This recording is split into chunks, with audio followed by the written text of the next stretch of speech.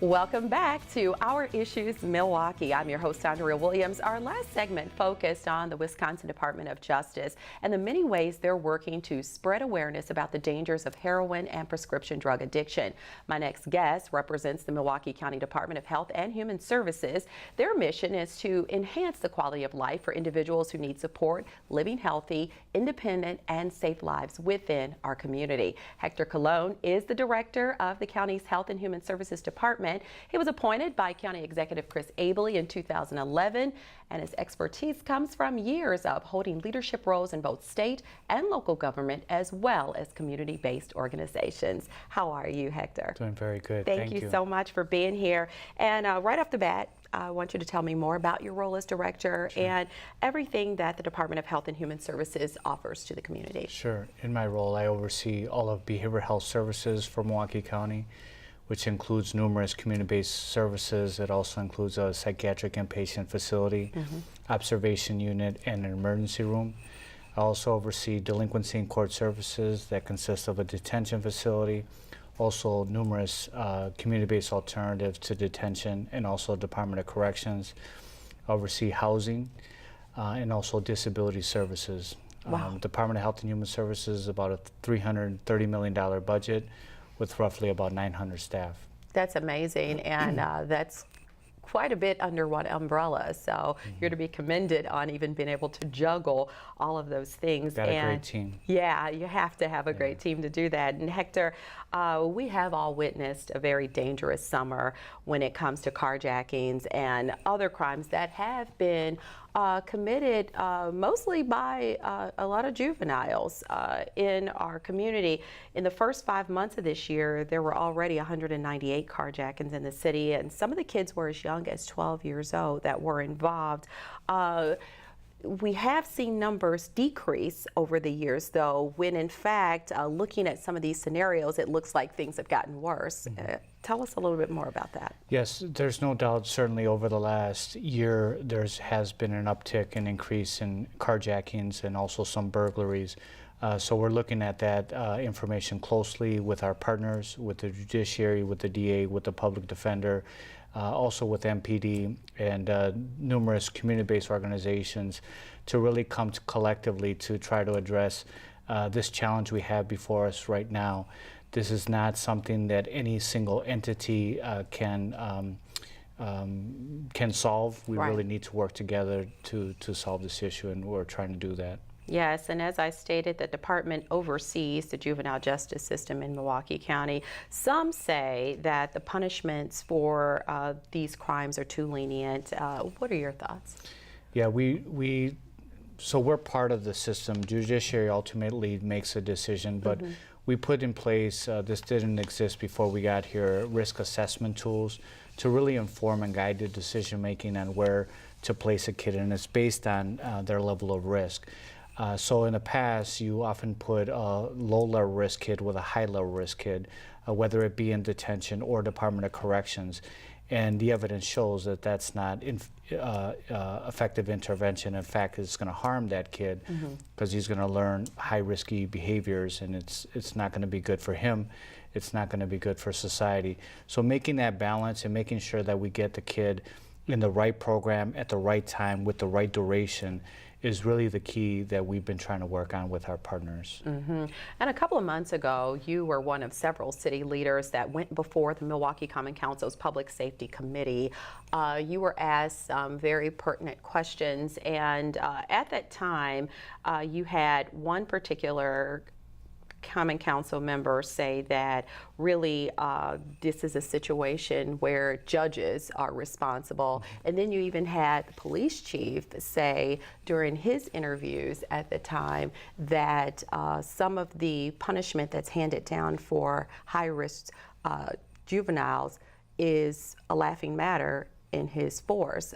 When you hear those things, you automatically realize that there are a lot of different thoughts surrounding this situation, but you've said, even in that particular hearing, that this is not the time to point fingers, but time to work together and find solutions. That's right. We all have different roles and responsibilities and lanes in which we operate, but We've also spent a lot of time at really strengthening our relationships because all of our respective partners play a significant role in addressing some of these challenges that we have before us. And again, just putting some science and some data behind our decision making is something that we have been doing and something that our partners are doing as well. And that's where you're going to make the best decisions, when you base it on the science, when you base it on evidence, when you base it on data, versus the way they did in the past was based on gut, based on a feeling, based on a thought. So now there's some science behind the decision making, and it's showing that the approach is working. Okay, and when you talk about that data, nationally about 2/3 of the youth that end up in the juvenile system have experienced some type of abuse, neglect, or maltreatment at home. So all of these things need to be taken into consideration when you talk about how a child will be punished for a crime they've committed. Absolutely. You really have to take a wraparound approach with regards to these kids. Many of these kids experience trauma, so taking a trauma-informed approach, taking a recovery-oriented approach, and wrapping around the services not only for that kid, but their family, looking at the strengths of the community and bringing those opportunities in to really help the kid. Research shows that when you approach it that way, it's going to be most effective. What are some of the reforms that your department has been working on? Yeah, thank you. They've been a lot. First and foremost, it starts off with leadership, bringing in the right leadership that wants to do the best they can for these kids, and really leadership that, quite frankly, loves these kids and wants to make a difference in their lives. So it starts off with leadership. We revamped the division to bring in that right leadership. We implemented validated risk assessment tools to inform and guide the decision making. That's really key. So now we're making decisions based on data versus based on gut. We implemented numerous evidence-based, community-based alternatives, both to detention and also to the Department of Corrections.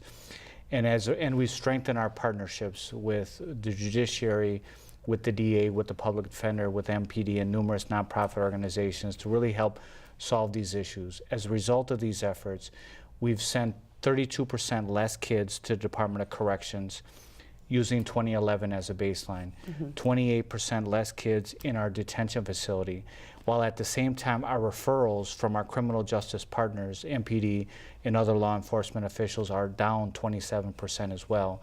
And on top of that, there's been, according to the Department of Corrections, over a 50% reduction in juvenile crime. We believe that our efforts has played a role in those positive numbers, but we also understand there's much more work to be done. And there's challenges in this community right now that warrant us to continue to challenge ourselves to do better each and every day. And you did mention low-risk youth and high-risk youth, and a lot of the crimes that we've seen take place this summer and the summer before really are high-risk youth who have really become repeat offenders. So it looks as if the young people have gone mad and what's the world coming to, but a lot of times it's the same individuals who are committing those crimes over and over. Well, you really do have to look at the data. So a few months ago, I looked at the data with regards to carjackings, and it turns out that about 70%, about 72% of these kids didn't have no offense, and 18% just had one offense. So that's not repeat offenses. If you take a look at, that's 90% of those kids are just one offense, and that offense could have been they were in a car with somebody as a passenger.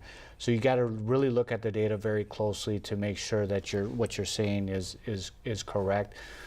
But so I just want to provide that information. But there's a problem right now with auto thefts and carjackings and robberies. And again, we need to work closely with our partners to to come forth, like very specific interventions to deal with that. And that's what we're interested in doing. All right, so we've had the county executive, Chris Abele, here on a number of occasions, and we have talked about the issues at Lincoln Hills, which has resulted in the overcrowding at the Juvenile Detention Center as we speak. So I'm sure you have some thoughts on the investigation into Lincoln Hills and how that has had some sort of backlash, or so to speak, or domino effect, I should say, on the juvenile system. There's no doubt we have experienced some overcrowding as a result of the Lincoln Hills crisis for a couple reasons. One, we've built we've built several community-based alternatives. The judiciary is starting to use those, but they're holding the kids in our detention facility while determinations are being made to see where they're going to place those kids. Another reason is as we're bringing more kids from Lincoln Hills and placing them in our detention facility, and judges are very reluctant now of putting kids at Lincoln Hills as a result of the bad care that is taking place there right now. We're in a good place now. For about last month and a half, we haven't had overcrowding in our detention facility. Judiciary is starting to use some of these community-based alternatives. We're in a good place right now, but the Lincoln Hills is a broader issue. Clearly, there is a need to redesign the way juvenile justice services are taking place here in Wisconsin, and we have a vision to have smaller, treatment-oriented facilities that have robust educational programming, that have robust behavioral health programming, robust programs that address criminogenic needs, and that are facilities closer to where the families and where they live, so that you can have better discharging and a planning process and getting these kids back into the community. And as we wrap up, recently members of the Common Council unveiled a new plan that came from those meetings with the Public Safety Committee, and with that plan they have proposed maybe including boot camp for at-risk youth. In less than a minute, can you tell us what you think about that? Sure. I think they were very well intended. They really want to come be partners and try to solve some of these significant challenges. But it's boot camps are old school. That's the evidence shows that that's not effective. So we have other ideas on how to provide services to youth here locally, but they wouldn't be boot camps. I know they also mentioned about electronic monitoring. Wanting to reduce the reliance on that. We feel, again, that that's something that has helped us be able to keep less kids in our detention, less kids in corrections. And so some of their ideas, I know they have good intentions, and I'm also happy to hear that Ashante Hamilton said it's a work in progress. He wants to get more information from the community, including us, and I already had a conversation with him. It went very well. But we're all going to come forth with ideas and work together as a community. There's also one other thing, if I can mention, that's really key to solving this problem, is really making it a public health issue. And I know the mayor in the city is now wanting to do that. But when you make it a public health issue, you provide more of a science, more framework, more uniformity and effort and integration and coordination of our efforts that will have a bigger impact. And it's the right thing to do. You address the social determinants of health in a more comprehensive way. So we're very excited that the city is willing to start this, and we're looking forward to being a partner in that. All right. Well, thank you so much. You have been very helpful in giving the information today. Héctor Colón is the director of the Milwaukee County Department of Health and Human Services, and for more information on the department, you can log on to county.milwaukee.gov. That's going to do it for today's show. I'm your host, Andrea Williams. As always, thank you for watching, and I hope you join us again next week as we take another look at our issues in Milwaukee. Have a great day.